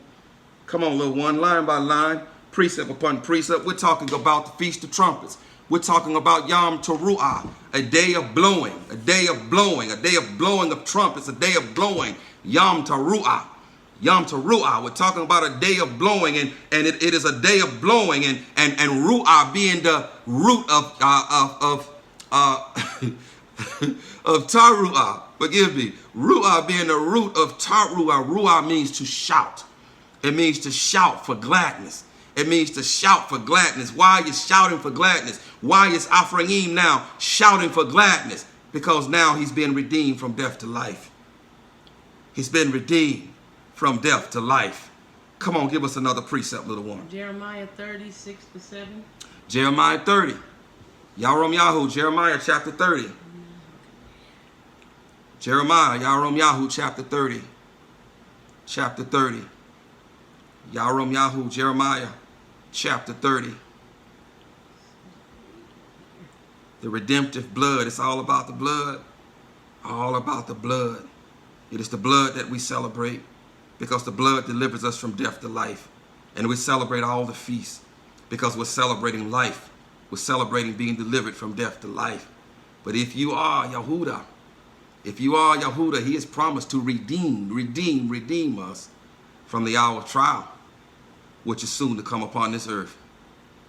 Which is soon to come upon this earth. Jeremiah, Yahweh chapter 30, beginning at verse 6 and reading verse 7. Come on, read, little one.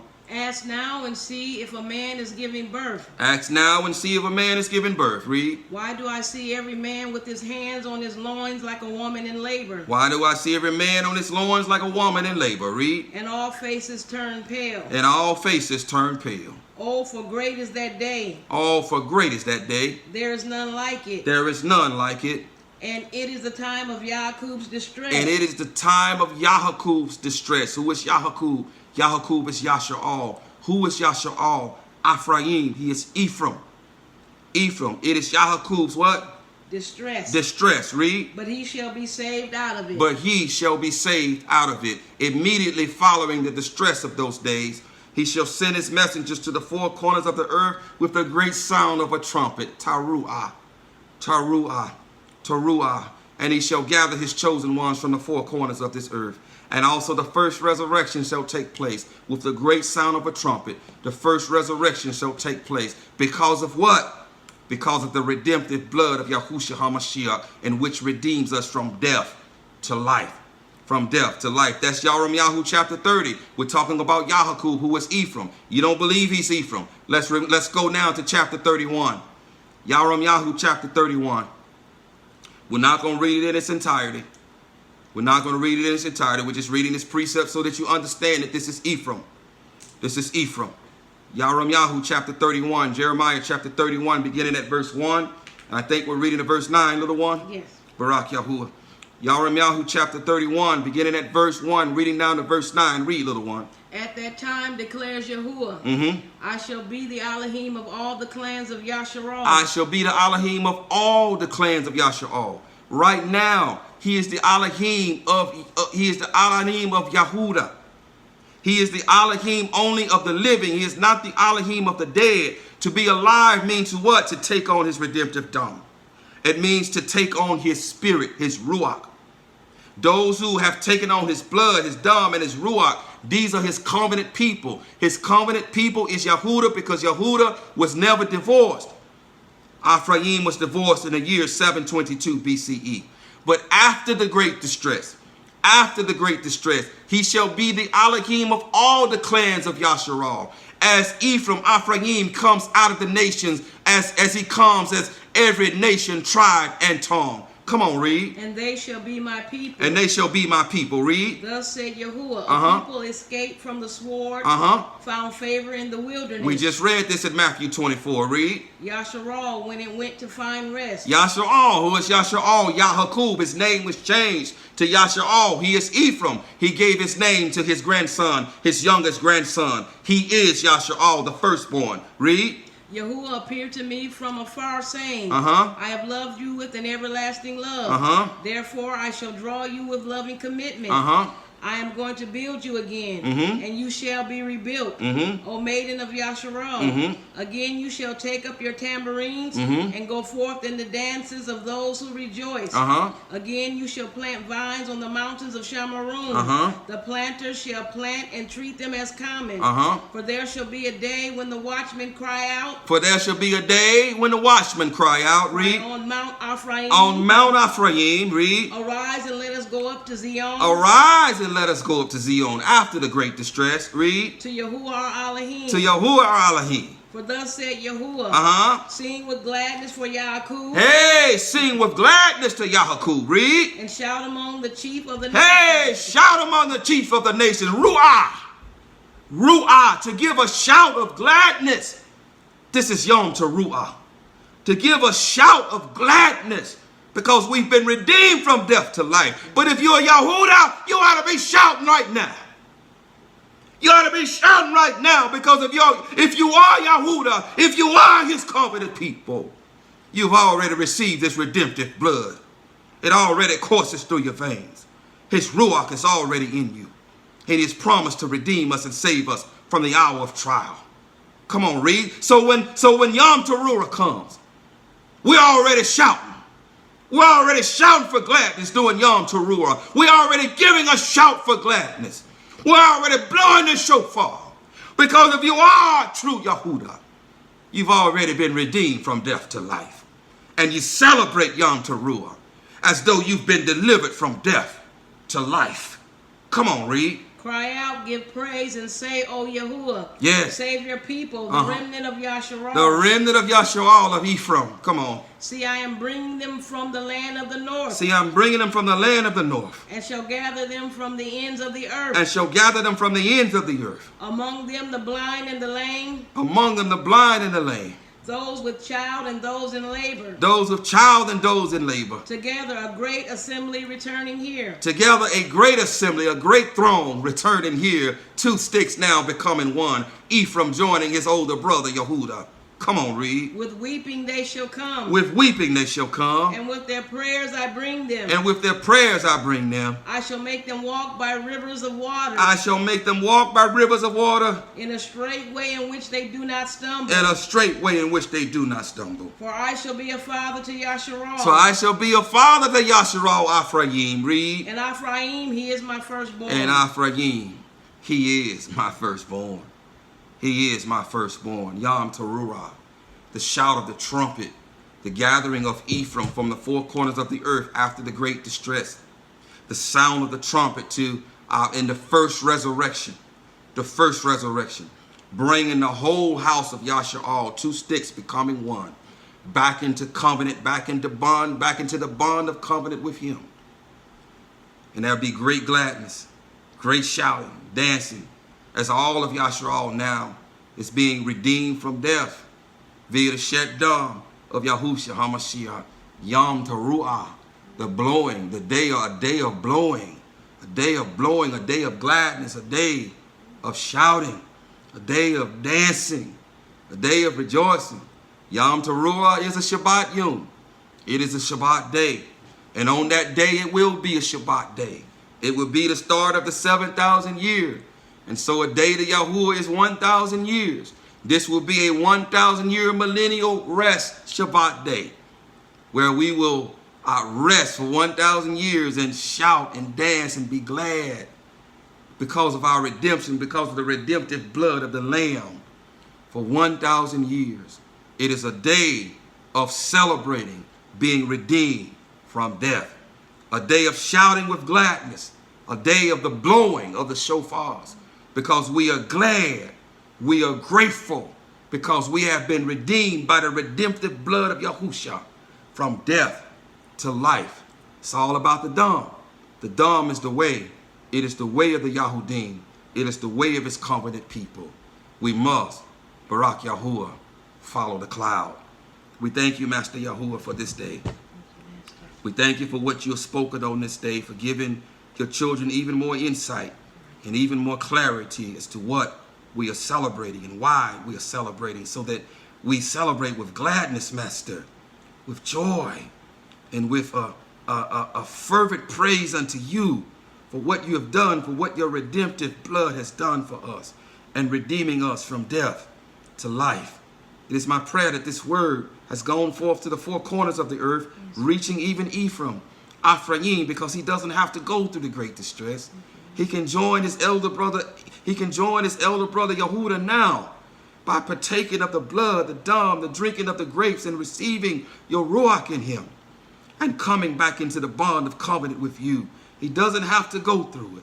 And so it is my prayer that this word is gone to the 4 corners of this earth to reach Ephraim, to shatter both chain and shackle, to break up hardened soil, to make it fallible, to make it conducive to the planting of the seed, so that they understand what you have done, what your Sheddam has done for them, so that they run with weeping, even now, falling at your feet, falling at your feet, Master, the place where there is covering for their shame, the place where there is forgiveness for their sins.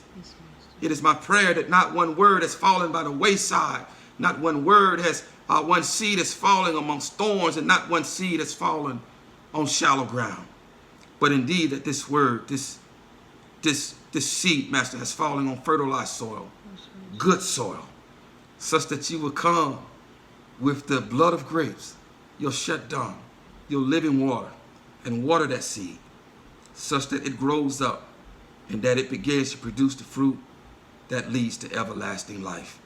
In the name of Yahushua HaMashiach, so be it, so be it, so be it. As stated, we will perhaps, the Master leads, discuss the remaining 2 feasts on this coming 4th night, time permitting. If not, it may encompass this coming 4th night in the next Shabbat, however the Master leads. But we pray that you will once again join us. You will once again join us and hear what thus says Yahuwah. I pray that you have been encouraged. Those of you who are on YouTube, I pray you've been edified. I pray you've been challenged. I pray that you have been convicted. I pray that you will begin to examine yourselves. Many are excited about the feast days, but they don't understand that it is Yahushua who is the festival offering of whom we are partaking of. And you cannot partake of his offerings with uncleanness on you. So I pray that you begin to examine yourselves all across the earth. You examine yourselves so that you are not condemned with the world and find yourself in the valley of Ono. In the valley of Ono, so that when death manifests, when Hasatan puts on flesh and comes to this earth, you're not found saying, oh no, how did I end up here? Until the next time, Yahuwah barak you and guard you.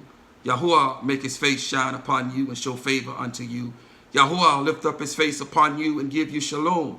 Thus you shall put my name on the children of Yasha'al, and I myself shall barak them. So be it, so be it, so be it. Shalom.